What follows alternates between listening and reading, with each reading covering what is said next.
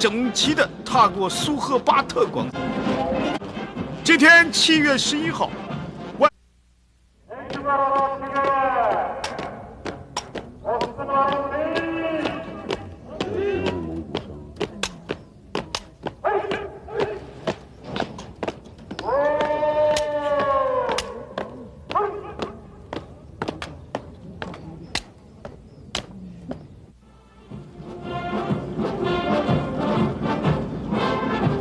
进行曲飘扬在乌兰巴托，口号震天。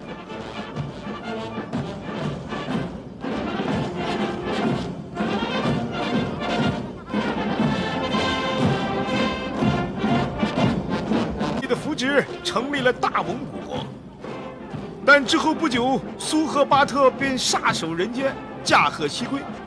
继承人名叫乔山巴，也得到俄国人的辅助，巩固政权。在19赤化了蒙古，建立了所谓人民共和。当时就在库伦组织了蒙古人民革命政府，也在库伦通过了宪法，成为世界上第2个共产主义国家。而在共产世界里博得二哥的称呼。二哥今年70岁，库伦已经改名为乌。